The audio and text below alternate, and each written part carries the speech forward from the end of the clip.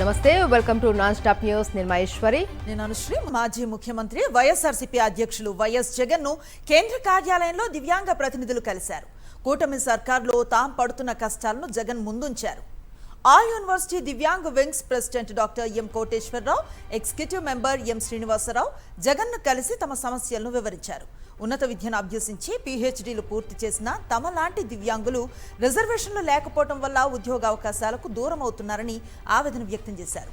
దివ్యాంగుల హక్కులు, సమానత్వం, సాధికారత కోసం భారత ప్రభుత్వం అమలు చేస్తున్న చట్టాన్ని చంద్రబాబు ప్రభుత్వం సక్రమంగా అమలు చేయటం లేదని ఆవేదన వ్యక్తం చేశారు. కాంట్రాక్ట్, అవుట్సోర్సింగ్ ఉద్యోగాల్లో కూడా తమకు తగిన అవకాశాలు ఇవ్వటం లేదని వాపోయారు. ఆంధ్రప్రదేశ్లో 19 యూనివర్సిటీల్లో మొత్తం 1523 assistant professor, associate professor, lecturer పోస్టుల భర్తీకి ప్రభుత్వం నోటిఫికేషన్ విడుదల చేసినప్పటికీ తమకు ఎలాంటి రిజర్వేషన్లు కల్పించలేదని వైఎస్ జగన్కు తెలిపారు. దివ్యాంగుల సమస్యలను సావధానంగా విన్న వైఎస్ జగన్ వారికి న్యాయం జరిగేలా కృషి చేస్తామని హామీ ఇచ్చారు. గతంలో వైఎస్ఆర్సీపీ ప్రభుత్వం దివ్యాంగుల సంక్షేమం కోసం తీసుకున్న చర్యలను గుర్తు చేస్తూ భవిష్యత్తులో కూడా దివ్యాంగులకు అండగా వైఎస్ఆర్ కాంగ్రెస్ పార్టీ నిలుస్తుందని భరోసానిచ్చారు.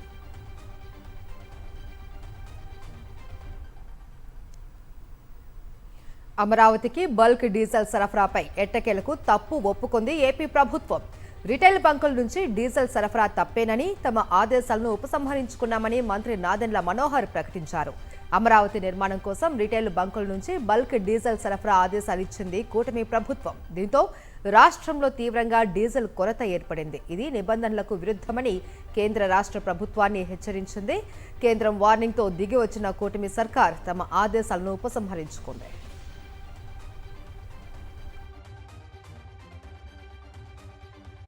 బల్క్ కన్జ్యూమర్స్కి, డొమెస్టిక్ కన్జ్యూమర్స్కి తేడా ఉండింది కాబట్టి అది ఇబ్బంది పడుతున్నారనే విషయంలో సెక్రటరీ గారి దృష్టికి తీసుకొచ్చినప్పుడు ఆయన ఉత్తరం రాశారు. కానీ నేను అదే అంటున్నా కదా మీతోటి, ఆ లెటర్ని మాత్రం ఎప్పుడు ఇంప్లిమెంట్ చేయలేదు. ఎప్పుడైతే ఆయిల్ కంపెనీస్ ఇచ్చిన సలహా మేరకు మా సెక్రటరీ గారు రాశారో దాన్ని ఇమీడియట్గా దాన్ని విత్డ్రా చేశారు. కూటమి సర్కార్ పాలనలో పెరిగిన పెట్రోల్, డీజిల్ ధరలకు నిరసనగా దెందులూరు నియోజకవర్గంలో మాజీ ఎమ్మెల్యే అబ్బయ్య చౌదరి ఆధ్వర్యంలో వైఎస్ఆర్సీపీ శ్రేణులు కదం తొక్కాయి. పెదవేగి మండలం తహసీల్దార్ కార్యాలయం వరకు ర్యాలీగా వెళ్లి అధికారులకు వినతి పత్రాన్ని అందజేశారు. బీజేపీ పాలిత రాష్ట్రాల్లో పెట్రోల్, డీజిల్ ధరలు తక్కువగా ఉంటే ఏపీలో మాత్రం విచ్చలవిడిగా రేట్లు పెంచి సామాన్యుల నడ్డి విరుస్తున్నారని చంద్రబాబు ప్రభుత్వంపై మండిపడ్డారు అబ్బయ్య చౌదరి. దేశంలో ఎక్కడా లేని విధంగా ఏపీలోనే ఇంధన ధరలు అధికంగా ఉన్నాయని వైఎస్ఆర్సీపీ మాజీ ఎమ్మెల్యే కోరుముట్ల శ్రీనివాసులు మండిపడ్డారు. చంద్రబాబు ప్రభుత్వం ప్రజలపై విపరీతమైన భారం వేసిందని ఆయన ధ్వజమెత్తారు. ఇంధన ధరలు తగ్గిస్తామని ఎన్నికలకు ముందు హామీ ఇచ్చి ఇప్పుడు భారీగా పెంచారు అని దుయ్యబట్టారు. పెంచిన భారాన్ని ప్రభుత్వమే భరించాలి అని డిమాండ్ చేశారు కోరుముట్ల శ్రీనివాసులు. ఈరోజు తెలంగాణలో, అదేవిధంగా కేరళలో పోల్చుకుంటే 3 రూపాయలు డిఫరెన్స్. సామాన్య ప్రజలు ఈ యొక్క పెట్రోల్, డీజిల్ యొక్క ఆ భారం మోయలేక విలువలాడుతున్నారు. పెరిగిన ఏదైతే ఉందో ఆ పెట్రోల్ ధరలు కానీ ప్రభుత్వం భరించాలి. ప్రభుత్వం భరిస్తే ఆటోమేటిక్గా ఏదైతే ఉందో మొత్తం నిత్యావసరాలు కానీ ధరలు కానీ తగ్గిపోయే పరిస్థితి కానీ ఉన్నాయి. ఇవి చేయకుండా ఆయన ఏం చేయకుండా కేవలం ఉచిత సలహాలు ఇస్తూ, ఉచిత మాటలు చెప్తూ ప్రజలను మభ్యపెట్టే కార్యక్రమం చేస్తున్నాడు. పెట్రోల్, డీజిల్ ధరలు పెంచి సామాన్య ప్రజలపై భారం మోపుతున్నారని విమర్శించారు వైఎస్ఆర్సీపీ నేత రెడ్డి శాంతి. ధరల పెంపును నిరసిస్తూ పాతపట్నం తహసీల్దార్ ఆఫీస్ దగ్గర వైఎస్ఆర్సీపీ ఆధ్వర్యంలో నిరసన కార్యక్రమం జరిగింది. ఇంధన ధరలు పెరిగి సామాన్య ప్రజల జీవితాలు అతలాకుతలం అవుతున్నాయని మండిపడ్డారు ఆమె. ముఖ్యమంత్రి చంద్రబాబుకు ప్రజల కష్టాలు, బాధలు అస్సలు పట్టవని ఆగ్రహాన్ని వ్యక్తం చేశారు. ఈ ప్రభుత్వానికి ప్రజలే బుద్ధి చెప్తారన్నారు.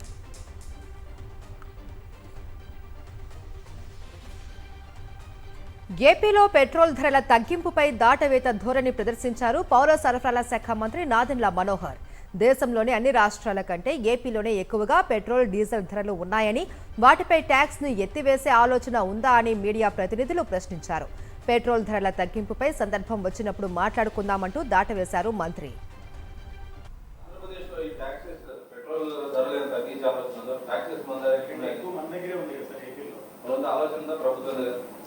సందర్భం వచ్చినా మాట్లాడుతున్నాం.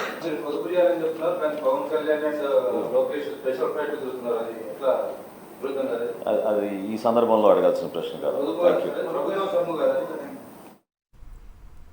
కూటమి ప్రభుత్వం దేవుణ్ణి సైతం రాజకీయాల్లోకి లాగుతోందని మండిపడ్డారు కడప ఎంపీ వైఎస్ అవినాష్ రెడ్డి. తప్పుడు కేసులు పెడుతూ బ్రహ్మంగారి మఠం మండలం బోడపాడులో హనుమాన్ బ్రహ్మోత్సవాలను అడ్డుకుంటోందన్నారు.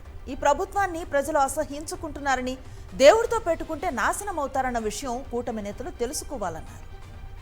కూటమి ప్రభుత్వము పోలీసులను ముందు పెట్టి ప్రతిరోజు ఈ గ్రామానికి సంబంధించిన నాయకులను ఉదయం నుంచి రాత్రి వరకు పోలీస్ స్టేషన్లలో పెట్టుకొని 12వ తేదీ నుంచి ఇవాటి వరకు ఈ వారం రోజులు ఏదైతే కార్యక్రమాలు తలపెట్టారో ఆ కార్యక్రమాలు సజావుగా జరగకుండా అడుగడుగున ఆటంకం కలిగించారు, అడుగడుగున అడ్డుకున్నారు. ఒక తప్పుడు ఆనవాయితీకి శ్రీకారం చుట్టిందో ఈ ప్రభుత్వము పోలీసులను అడ్డు పెట్టుకొని. ఇది చాలా తప్పు. ప్రజల నుంచి కానీ ఆ దైవం నుంచి కానీ పరిణామాలు ఏవైతే ఉంటాయో అవి మీరు ఎదుర్కోవాల్సి వస్తుంది, ఫేస్ చేయాల్సి వస్తుందని చెప్పి ఈ పోలీసులను, ఈ కూటమి ప్రభుత్వ నాయకులను కూడా గట్టిగా హెచ్చరిస్తూ ఇటువంటి దిగజారుడు పనులు భవిష్యత్తులో చేయొద్దని చెప్పి వాళ్ళకి గట్టిగా హితవు పలుకుతా ఉన్నాం. నెల్లూరు జిల్లా కావల్లో సీఎం చంద్రబాబు నిర్వహించిన కార్యక్రమం ఒక స్టేజీ డ్రామాలా నడిచింది అన్నారు మాజీ మంత్రి కాకాని గోవర్ధన్ రెడ్డి. కార్యక్రమం ప్రధాన ఉద్దేశమైన మత్స్యకారుల సమస్యలు, భవిష్యత్తు కార్యాచరణను వదిలేసి కేవలం వైఎస్ జగన్ను విమర్శించడమే పనిగా పెట్టుకున్నారు అన్నారు. తాను అధికారంలోకి వచ్చాక మత్స్యకారుల భరోసా ఎందుకు ఇవ్వలేకపోయారు అని చంద్రబాబును ప్రశ్నించారు కాకాని. నువ్వు వచ్చిన తర్వాత తొలి సంవత్సరంలో మత్స్యకారులకు సంబంధించినటువంటి వేట నిషేధ సమయంలో మత్స్యకారుల భరోసా నువ్వు ఎందుకు ఇవ్వలేకపోయావు? ఇచ్చావా? ఆ బకాయిలైనా క్లియర్ చేసావా? అంటే ఒక్క సంవత్సరం ఎగ్గొట్టి 3 నామాలు పెట్టావు. మత్స్యకారులకు సంబంధించి మోసం చేశావు. ఈరోజు అర్హత కలిగినటువంటి వాడికి కూడా మత్స్యకార భరోసా అందివ్వకుండా మత్స్యకార సేవలు అని చెప్పుకున్నటువంటి సిగ్గుమాలినటువంటి ప్రభుత్వం ఏదన్నా ఉంది అంటే అది ఈ రోజు ఉన్నటువంటి తెలుగుదేశం ప్రభుత్వం, చంద్రబాబు నాయుడు నాయకత్వం అని చెప్పి తెలియజేస్తున్నారు. ముఖ్యమంత్రి చంద్రబాబు నాయుడు ప్రతి విషయంలోనూ ప్రజల్ని పక్కదారి పట్టిస్తున్నారని విమర్శించారు మాజీ మంత్రి సీదిరి అప్పలరాజు. వైఎస్ జగన్ రాష్ట్రంలో 10 ఫిషింగ్ హార్బర్స్ తీసుకువస్తే వాటన్నింటినీ అమ్మేయటానికి చంద్రబాబు సిద్ధమయ్యారని మండిపడ్డారు. నెల్లూరు జిల్లాకు వెళ్లి జువలదిన ఫిషింగ్ హార్బర్ గురించి మత్స్యకారులను మభ్యపెడుతున్నారని ఆగ్రహాన్ని వ్యక్తం చేశారు. మేము మొదలుపెట్టినటువంటి నిర్మాణాలు ఆపేసినటువంటి ఘనత మీది. మొన్న శ్రీకాకుళం వచ్చారు, బుడగట్లపాలెం హార్బర్ ఆపేమని చెప్పారు మీరు. మచిలీపట్నం హార్బర్ పనులు ఆపేశారు. ఉప్పాడ కాకినాడ ద్వారా హార్బర్ పనులు ఆపేశారు మీరు. జువ్వలదిన్నే జగన్మోహన్ రెడ్డి గారు పూర్తి చేసి జాతికి అంకితం చేసినా సరే ఈ 2 ఏళ్ళు ఎవరిని అటువైపు వెళ్ళనివ్వకుండా ఆపేశారు మీరు. ఎందుకంటే దాన్ని ప్రైవేట్ వ్యక్తులకు అప్పచెప్పాడని. ఈ రాష్ట్రంలో ఒక హార్బర్ కానీ ఒక పోర్టు కానీ ప్రభుత్వాధీనంలో ఉండకూడదు. వాటన్నిటిని కూడా అమ్మేసి ఆ డబ్బులు చేసుకోవాలన్నటువంటి ఆలోచన తప్ప మత్స్యకారుల అభివృద్ధి ఏనాడు కూడా చంద్రబాబు గారి హయాంలో లేదు, జరగలేదు అని చెప్పి సందర్భంగా నేనైతే ప్రజలందరి దృష్టికి తీసుకుని రాదలుచుకున్నాను. జనసేన పార్టీలో మాజీ మంత్రి బాలినేని శ్రీనివాసరెడ్డి, ఆయన కుమారుడు వసూళ్ల పర్వం బయటపడింది. స్వయంగా బాలినేని ముఖ్య అనుచరుడే ఈ వ్యవహారాన్ని బయటపెట్టారు. బాలినేని, ఆయన కుమారుడు ప్రణీత్ రెడ్డి జనసేనలో పదవులు అమ్ముకుంటూ ఉన్నారని ఆ పార్టీ నేత జడ బాలనాగేంద్ర ఆరోపించారు. శ్రీనివాసరెడ్డి గారితో జనసేన మీటింగులకి ఒక బాలినేని పుత్రరత్నం గారి బృందం 6 జిల్లాల్లో నియోజకవర్గ నాయకులతో, అధ్యక్షులతో, రాష్ట్ర నాయకులతో బాలినేని శ్రీనివాసరెడ్డి ద్వారా మీకు పదవులు ఇప్పిస్తాము, పైసలు ఇస్తే పదవులు, ఇన్ఛార్జికి 10 లక్షలు, జిల్లా అధ్యక్షుడికి 50 లక్షలు, పైసలు ఉంటేనే పదవి అని చెప్పారు. నేను దీనికి వ్యతిరేకిని అని చెప్పడం జరిగింది. పశ్చిమ ప్రాంతంలో ఒక వ్యక్తిని సెలెక్ట్ చేసుకున్నారు. 25 లక్షలకి ఒంగోలు పార్లమెంటు జనసేన అధ్యక్ష పదవిని అమ్ముకోవడం జరిగింది. ఉద్యోగాల కోసం ఎదురు చూస్తున్న నిరుద్యోగ యువతకు తెలంగాణ ప్రభుత్వం గుడ్ న్యూస్ ను చెప్పింది. డైరెక్ట్ రిక్రూట్మెంట్ గరిష్ట వయో పరిమితి 10 ఏళ్లు పెంచుతూ జీవో 86ను జారీ చేసింది. ఇప్పటివరకు 34 ఏళ్లుగా ఉన్న గరిష్ట వయో పరిమితిని 44 ఏళ్లకు పెంచుతూ ఉత్తర్వులు జారీ చేసింది. ఈ సడలింపు ఏడాది పాటు అమల్లో ఉండనుండగా ఈ నిబంధనలు police, excise, fire, jail, forest వంటి యూనిఫామ్ సర్వీసులకు మాత్రమే వర్తిస్తాయని ప్రభుత్వం స్పష్టం చేసింది.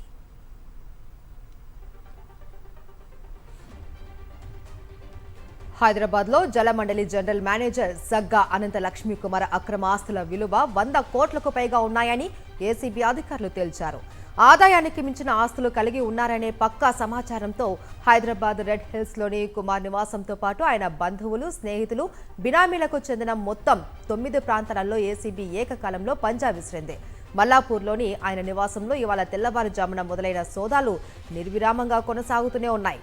అధికారులు జరుపుతున్న ఈ సోదాలలో కళ్ళు బైర్లు కమ్మే నిజాలు బయటకు వస్తున్నాయి. కరెన్సీ నోట్ల కట్టలు, కిలోల కొద్దీ బంగారం, వెండి బయటపడింది. కుమార్ భార్యను బ్యాంకుకు తీసుకెళ్లి లాకర్లు తెరిపించారు ఏసీబీ అధికారులు. బ్యాంకు లాకర్లలో విలువైన డాక్యుమెంట్లు, మరిన్ని ఆస్తులు ఉన్నట్లు గుర్తించారు. డాక్యుమెంట్ల ప్రకారమే వీటి మొత్తం విలువ 5,88,55,490 రూపాయలు కాగా బహిరంగ మార్కెట్లో దీని విలువ 100 కోట్ల పైనే ఉంటుందని అధికారులు స్పష్టం చేస్తున్నారు. నిజామాబాద్, సంగారెడ్డి జిల్లాలో ఏకంగా 18 ఎకరాల వ్యవసాయ భూమి, హైదరాబాద్ నగర పరిధిలో 6 ఓపెన్ ప్లాట్లు, 3 ఫ్లాట్లు, ఒక లగ్జరీ ఇల్లు ఉన్నట్లుగా అధికారులు గుర్తించారు. అలాగే జీఎం ఇంట్లో 1.10 కోట్ల రూపాయల నగదు, 2.1 కేజీల బంగారు ఆభరణాలు, 9.2 కేజీల వెండి వస్తువులను గుర్తించి స్వాధీనం చేసుకున్నారు. మరికొన్ని అదనపు ఆస్తుల వెరిఫికేషన్ ప్రక్రియ కూడా కొనసాగుతోందని జాయింట్ డైరెక్టర్ సింధు శర్మ అధికారిక ప్రెస్ నోట్లో ప్రకటించారు.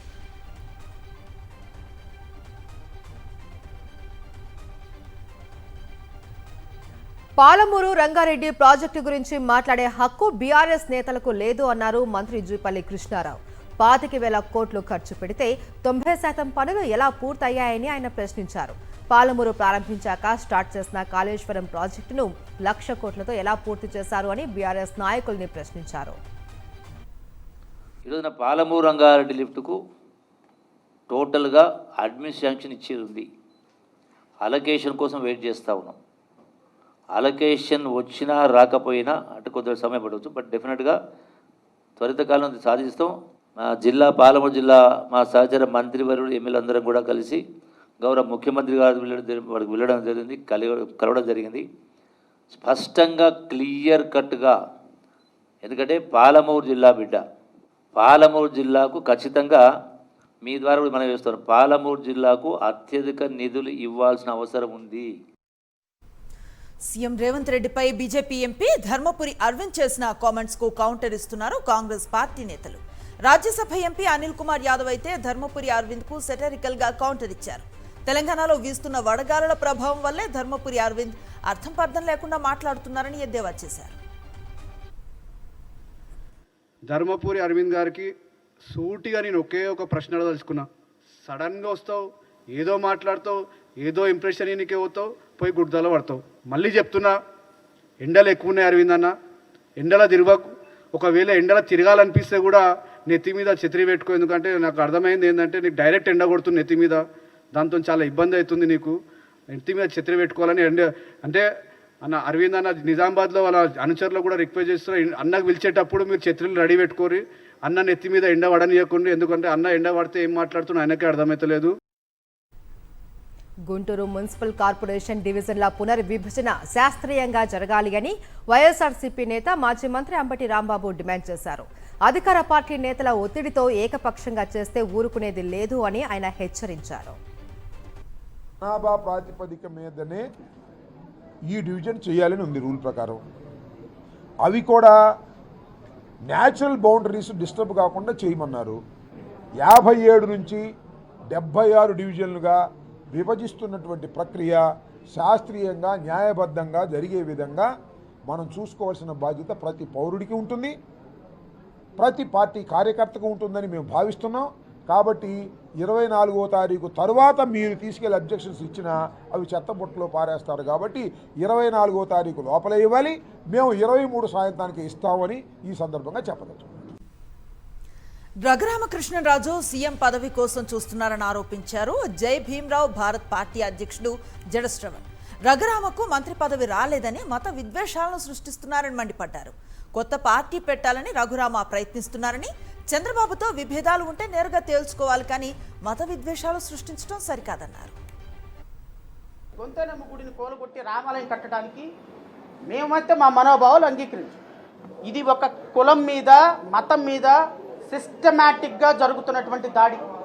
ఖచ్చితంగా రఘురామకృష్ణరాజు, నేను దేశ రాజధాని సాక్షిగా నీకు వార్నింగ్ ఇస్తున్నా, నీవు రిపెంట్ అయ్యే రోజు ఒక రోజు వస్తుంది. నువ్వు 4,000 కోట్ల రూపాయలు ఏ విధంగా ప్రజాధనాన్ని దోచుకున్నావో ప్రజలకు చూపిస్తావు. నువ్వు సనాతన ధర్మాధికారివా? నువ్వు ఈరోజు అక్కడ కూర్చొని నువ్వు సొద్ద కబుర్లు చెప్తే మేమందరం వినాలా? నేను రాష్ట్ర ప్రభుత్వాన్ని కూడా కోరుతున్నా, ఇలాంటి వ్యక్తులను మీరు కంట్రోల్ చేయకపోతే ఖచ్చితంగా మీ గవర్నమెంట్కి చాలా నష్టం జరుగుతుంది. అమరావతిలో అంతర్జాతీయ విమానాశ్రయం ఆలోచన విరమించుకోవాలి అని ఏపీ సీఎం చంద్రబాబుకు సూచించింది జన చైతన్య వేదిక. విమానాశ్రయ అంశంపై మేధావులు, విద్యావేత్తలు, ప్రొఫెసర్లతో జన చైతన్య వేదిక రౌండ్ టేబుల్ సమావేశం నిర్వహించింది.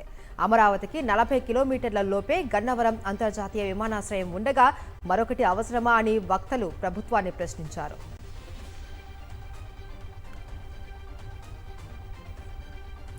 శ్రీ సత్యసాయి జిల్లా ధర్మవరం ప్రభుత్వ ఆసుపత్రిలో అంజన్ రెడ్డి అనే హైకోర్టు న్యాయవాదిపై దాడి కలకలం రేపింది. తనపై మంత్రి సత్యకుమార్ అనుచరులు దాడి చేశారని ఆయన ఆరోపించారు. మంత్రి సత్యకుమార్ పనితీరు బాగోలేదని తాను సోషల్ మీడియాలో ప్రశ్నించినందుకు తాను టీడీపీ నేత వరదాపురం సూరి వర్గీయుడనే కారణంతో తనపై దాడి చేశారని ఆయన తెలిపారు. తన బంధువును పరామర్శించేందుకు ఆసుపత్రికి వచ్చిన సమయంలో తనపై దాడి చేశారని వెల్లడించారు. ధర్మవరంలో శాంతి భద్రతలు పూర్తిగా కొరవడ్డాయని హైకోర్టు న్యాయవాది అంజన్ రెడ్డి ఆందోళన వ్యక్తం చేశారు. దాడిలో గాయపడ్డ ఆయనకు ఆసుపత్రిలో చికిత్స చేసుకున్న తర్వాత సత్యకుమార్ పిఏ అనుచరులపై పోలీసులకు ఫిర్యాదు చేశారు. పార్వతీపురం మన్యం జిల్లా జియమ్మ వలస మండలంలో మలేరియా విజృంభిస్తోంది. పలు గ్రామాలలో 13 మందికి మలేరియా సోకడంతో బాధితుల్ని చినమేరంగి ప్రభుత్వ ఆసుపత్రికి తరలించి చికిత్స అందిస్తున్నారు. ఎక్కువగా చిన్నారులే మలేరియా బారిన పడ్డం ఆందోళన కలిగిస్తుంది. పరిస్థితి ఇంత తీవ్రంగా ఉన్నా ముందస్తు నివారణ చర్యలు తీసుకోవడంలో అధికార యంత్రాంగం విఫలమైంది అన్న ఆరోపణలు వెల్లువెత్తుతున్నాయి. మురికి నీరు నిల్వ ఉండటం, దోమల నియంత్రణ చర్యలు లేకపోవడం వల్లే మలేరియా వ్యాప్తి చెందుతోందని గ్రామస్తులు ఆగ్రహం వ్యక్తం చేస్తున్నారు. పరిస్థితి ఇలాగే ఉంటే మలేరియా మరింత విస్తరించే ప్రమాదం ఉంది అని వైద్యులు హెచ్చరిస్తున్నారు. మేము చెప్పే ముందు జాగ్రత్త చర్యలు ఏంటంటే పిల్లల్ని ఎవరిని కూడా బయటికి వెళ్లకుండా డిహైడ్రేషన్ గురి కాకుండా చూసుకోవాలి. రెండోది ఏంటంటే ఏమైనా ఫీవర్ వచ్చినట్లయితే వెంటనే దగ్గరున్న సిహెచ్సికి వచ్చి అడ్మిట్ అవ్వాలని మా అడ్వైజ్. దానివల్ల ఏంటంటే మలేరియా ట్రీట్మెంట్ డిలే అవ్వకుండా ఎటువంటి కాంప్లికేషన్స్ లేకుండా వాళ్ళని డిశ్చార్జ్ చేసే అవకాశం ఉంటుంది. మేడ్చల్ పారిశ్రామిక కవాడలో భారీ అగ్ని ప్రమాదం జరిగింది. ఓ కెమికల్ ఫ్యాక్టరీలో రియాక్టర్లు పేరటంతో మంటలు చెలరేగాయి. సంఘటనా స్థలానికి చేరుకున్న అగ్నిమాపక సిబ్బంది 2 ఫైర్ ఇంజన్లతో మంటలను అదుపు చేశారు. చుట్టుపక్కల ప్రాంతాలకు దట్టమైన పొగ వ్యాపిస్తూ ఉండటంతో స్థానికులు భయాందోళనకు గురయ్యారు.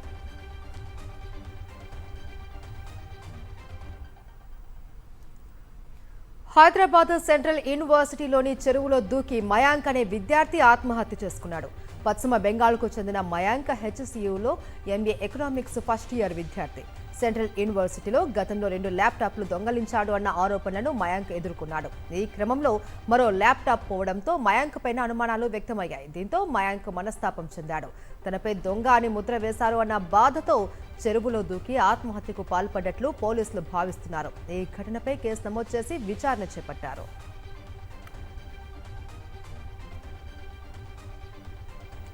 రంగారెడ్డి జిల్లా ఇబ్రహీంపట్నం పోలీస్ స్టేషన్ పరిధిలో బీటెక్ విద్యార్థినికి మద్యం తాగించి అత్యాచారం చేసిన సహ విద్యార్థిని అరెస్టు చేశారు పోలీసులు. యాదాద్రి భువనగిరి జిల్లా చోటుపల్కు చెందిన ఉదయ్ ఇబ్రహీంపట్నం పిఎస్ పరిధిలో ఓ ఇంజనీరింగ్ కళాశాలలో బీటెక్ 3rd ఇయర్ చదువుతున్నాడు. అక్కడ తనతో పాటు చదువుకునే ఓ విద్యార్థినిని ఈ నెల 14న రాత్రి బైక్పై బయటకు తీసుకువెళ్లి మద్యం తాగించాడు. తన ఫ్రెండ్ రూమ్కు తీసుకువెళ్లి మత్తులో ఉన్న యువతిపై అత్యాచారం చేశాడు. ఉదయాన్నే విషయం గుర్తించిన బాధితురాలు ఉదయ్పై ఇబ్రహీంపట్నం పిఎస్లో ఫిర్యాదు చేసింది. దీంతో పోలీసులు కేసు నమోదు చేసి విచారణ జరిపారు. నిందితుడు ఉదయ్ అత్యాచారానికి పాల్పడ్డట్లుగా నిర్ధారించారు. అతన్ని అరెస్టు చేసి జ్యుడిషియల్ రిమాండ్కు తరలించినట్లుగా మహేశ్వరం డీసీపీ నారాయణ రెడ్డి తెలిపారు.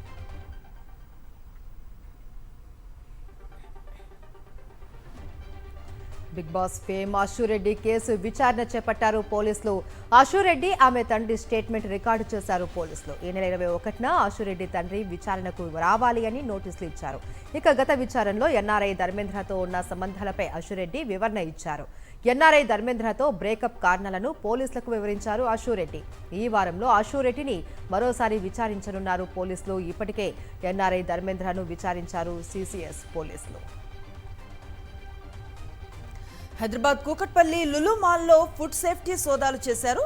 కిచెన్లో కుళ్ళిన కూరగాయలు, కాలం చెల్లిన ఆహారాన్ని గుర్తించారు. మైదా, పప్పుల్లో పురుగులు గుర్తించారు ఫుడ్ సేఫ్టీ అధికారులు. మాల్లో నాన్ వెజ్ స్టాల్స్ వద్ద అపరిశుభ్ర వాతావరణం నెలకొంది. 150 కేజీల ఆహార పదార్థాలను సీజ్ చేశారు అధికారులు.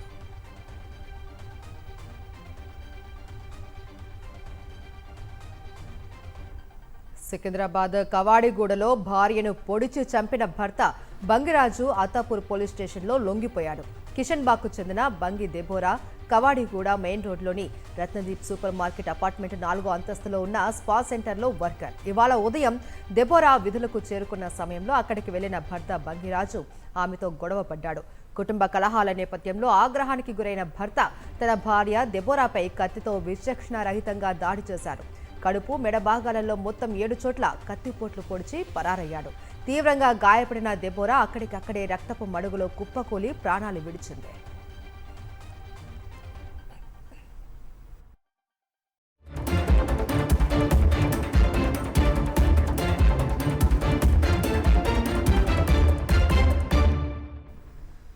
జాతీయ వార్తల్లోకి వెళదాం. భారత్ సుమారు 4,000 కోట్ల విలువైన 2 మిలిటరీ ఒప్పందాలకు అమెరికా గ్రీన్ సిగ్నల్ ఇచ్చింది.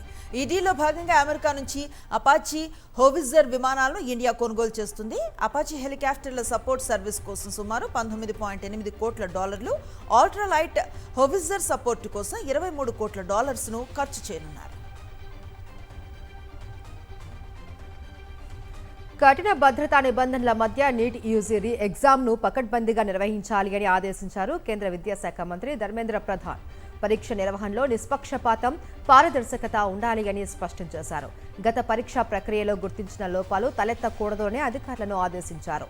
నీట్ పేపర్ లీక్ రద్దు నేపథ్యంలో ఉన్నత స్థాయి సమీక్షా సమావేశం నిర్వహించారు ధర్మేంద్ర ప్రధాన్. విజయ్ ప్రభుత్వంపై తమిళనాడు మాజీ సీఎం డీఎంకే అధినేత ఎంకే స్టాలిన్ సంచలన వ్యాఖ్యలు చేశారు. టీవీకే సర్కార్ ఎప్పుడైనా కూలిపోవచ్చని, ముందస్తు ఎన్నికలకు సిద్ధం కావాలని డీఎంకే పార్టీ నేతలకు పిలుపునిచ్చారాయన. 2029 లోక్సభ ఎన్నికలతో పాటు ముందస్తు అసెంబ్లీ ఎన్నికలకు సిద్ధంగా ఉండాలని పార్టీ కార్యకర్తలకు పిలుపునిచ్చారు. పార్టీ జిల్లా కార్యదర్శుల సమావేశంలో ఈ కామెంట్స్ చేశారు స్టాలిన్. వెస్ట్ బెంగాల్ సీఎం సువేందు అధికారి మరో కీలక నిర్ణయం తీసుకున్నారు. బంగ్లాదేశ్, నేపాల్, భూటాన్తో సరిహద్దులు పంచుకుంటున్న వ్యూహాత్మక చికెన్ నెక్ ప్రాంతాన్ని కేంద్రానికి అప్పగించారు. 120 ఎకరాల సిలిగురి కారిడార్ ఇక నుంచి కేంద్రం ఆధీనంలో ఉంటుంది. ఇక్కడ కేంద్ర సాయుధ బలగాలు పహారా కాయనున్నాయి. జాతీయ భద్రతను దృష్టిలో పెట్టుకొని ఈ నిర్ణయం తీసుకున్నట్టు సీఎం సువేందు తెలిపారు. దేశవ్యాప్తంగా పెట్రోల్, డీజిల్ ధరలు మళ్లీ పెరిగాయి. 90 పైసలు చొప్పున పెంచుతూ చమురు సంస్థలు నిర్ణయం తీసుకున్నాయి. 5 రోజుల వ్యవధిలో రెండోసారి ఇంధనం ధరలు పెరిగాయి. గత శుక్రవారమే పెట్రోల్, డీజిల్ పై ₹3 చొప్పున పెంచాయి ఆయిల్ కంపెనీలు. 5 రోజుల్లో రెండోసారి చమురు ధరలు పెరిగిన నేపథ్యంలో కేంద్రంపై మండిపడ్డారు ప్రతిపక్ష నేత రాహుల్ గాంధీ. దేశంలో ఆర్థిక తుఫాను రాబోతుంది అన్నారు. మోదీ ఆర్థిక విధానాలతోనే ఈ దుస్థితి అని ఆరోపించారు. ఈ ఆర్థిక తుఫాను వల్ల సామాన్యులకే తీవ్ర నష్టం జరుగుతుంది అన్నారు రాహుల్. బహిరంగ ప్రదేశాల్లో వీధి కుక్కల తరలింపుపై గతంలో ఇచ్చిన ఆదేశాలు కొనసాగుతాయని తెలిపింది సుప్రీంకోర్టు. స్కూల్స్, హాస్పిటల్స్ దగ్గర నుంచి తరలించిన శునకాలను తిరిగి ఆ ప్రాంతాల్లో వదలొద్దని స్పష్టం చేసింది. 2025 నవంబర్ 7న జారీ చేసిన ఆదేశాలను సవరించేందుకు నిరాకరిస్తూ జంతు ప్రేమికులు సంక్షేమ సంస్థలు దాఖలు చేసిన పిటిషన్స్ ను డిస్మిస్ చేసింది. రేబిస్ సోకిన విపరీత ప్రవర్తన కలిగిన కుక్కల కారుణ్య మరణానికి అనుమతినిచ్చింది సుప్రీంకోర్టు. పంజాబ్లోని జమాల్పూర్కు చెందిన యువ గాయని ఇందర్ కౌర్ అలియాస్ యాషిందర్ కౌర్ అనుమానాస్పద స్థితిలో మృతి చెందారు. ఆమె మృతదేహాన్ని లూథియానాలోని ఒక కాలువలో గుర్తించారు. ఇందర్ కౌర్ను సుఖ్వీందర్ సింగ్ కిడ్నాప్ చేసి హత్య చేసి ఉంటాడు అని ఆమె కుటుంబ సభ్యులు ఆరోపిస్తున్నారు. పెళ్లి జరిగి పిల్లలున్న అతను తనను పెళ్లి చేసుకోవాలి అని ఇందర్ కౌర్ను కొంతకాలంగా వేధిస్తున్నట్లు తెలిపారు. ఉత్తరప్రదేశ్లో ఓ అత్యాచార నిందితుడికి జైలు నుంచి ఘన స్వాగతం పలకటం తీవ్ర దుమారాన్ని రేపుతోంది. ఎల్ఎల్బీ విద్యార్థిపై అత్యాచారం చేశాడన్న ఆరోపణలపై సుశీల్ ప్రజాపతి అనే నిందితుడిని అరెస్ట్ చేశారు. 9 నెలలు జైల్లో ఉన్న అతను ఘజియాబాద్ జైలు నుంచి విడుదలయ్యాడు. అయితే అతని మద్దతుదారులు పూలదండలు వేసి భుజాలపై ఎత్తుకొని స్వాగతం పలుకుతున్న వీడియో సోషల్ మీడియాలో విమర్శలు వ్యక్తమవుతున్నాయి. తీవ్రమైన వేడిమి పరిస్థితుల్లో దేశ రాజధాని ఢిల్లీ సెగలు కక్కుతుంది. మెహ్రౌలీ, బదర్పూర్ రోడ్డులో ఓ కారులో ఒక్కసారిగా మంటలంటుకున్నాయి. పెద్ద ఎత్తున అగ్ని కీలలు ఎగిసిపెట్టాయి. వెంటనే అలర్ట్ అయ్యి లోపలున్న ఇద్దరు వ్యక్తులు కారు నుంచి సురక్షితంగా బయటపడ్డారు.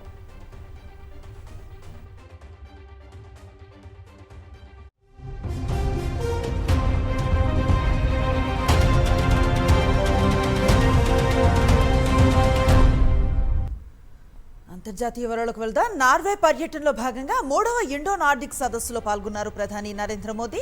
భారత్ నార్డిక్ దేశాల సంబంధాల బలోపేతంపై చర్చలు జరిపారు.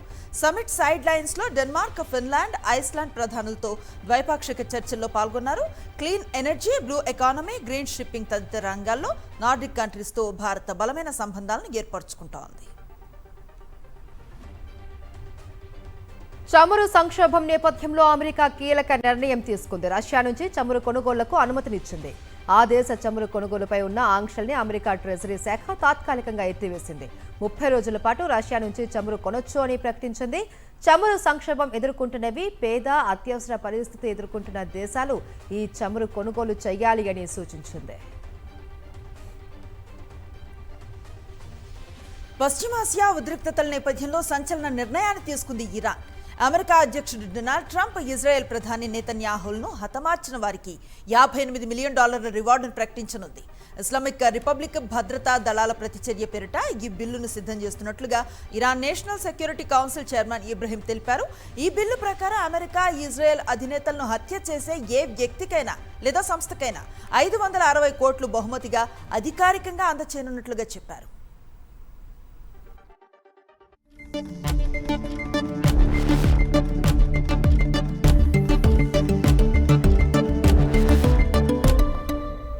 Coming to business updates. దేశీయ స్టాక్ మార్కెట్ సూచీలు నష్టాల్లో ముగిశాయి. 114 పాయింట్లు నష్టపోయిన సెన్సెక్స్ 75,200 వద్ద స్థిరపడింది. ఇక నిఫ్టీ 31 పాయింట్ల నష్టంతో 23,618 వద్ద ముగిసింది. ఇంట్రాడేలో 96.61 వద్ద ఆల్ టైమ్ కనిష్టాన్ని తాకిన రూపాయి విలువ మార్కెట్ ముగిసే సమయానికి 96.52కు చేరింది. ఈరోజు బంగారం ధరలు పెరిగితే వెండి ధరలు స్థిరంగా ఉన్నాయి. హైదరాబాద్లో 24 క్యారెట్ల 10 గ్రాముల బంగారం $820 పెరిగి 157,040 పలుకుతోంది. 22 క్యారెట్ల 10 గ్రాముల పసిడి 143,900 ఉంది. హైదరాబాద్లో కిలో వెండి $3 లక్షల పలుకుతోంది.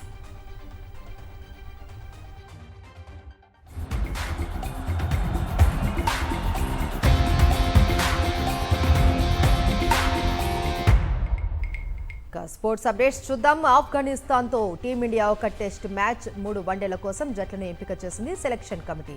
ఏకైక టెస్ట్ టీంకు శుభ్మన్ గిల్ కెప్టెన్గా, కేఎల్ రాహుల్ వైస్ కెప్టెన్గా ఉంటారు. ఇక 3 వన్డేల జట్టుకు కూడా శుభ్మన్ గిల్ కెప్టెన్గా వ్యవహరించనున్నాడు. వన్డే టీంలో రోహిత్ శర్మ, విరాట్ కోహ్లీకి చోటు కల్పించారు. వన్డేలో పంత్కు చోటు దక్కకపోగా బుమ్రాకు రెస్ట్ ఇచ్చారు. జూన్ 6 నుంచి ఈ ఆఫ్ఘన్తో టీమిండియా తలపనుంది.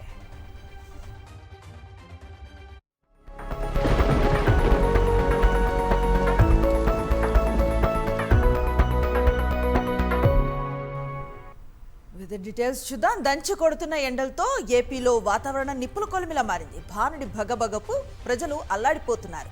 ఇంటి నుంచి బయటకు రావాలంటే జంకుతున్నారు. ప్రకాశం, పల్నాడు, బాపట్ల జిల్లాలకు ఆరెంజ్ అలర్ట్ జారీ చేశారు. ఈ జిల్లాల్లో ఉష్ణోగ్రతలు 45 డిగ్రీల మేర నమోదయ్యే అవకాశం ఉందని వాతావరణ కేంద్రం తెలిపింది. కోస్తా జిల్లాలకు ఎల్లో అలర్ట్ జారీ చేశారు.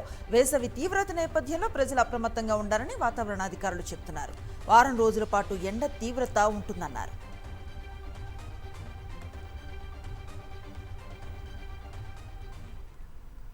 ఇవి నాన్ స్టాప్ న్యూస్ అప్డేట్స్.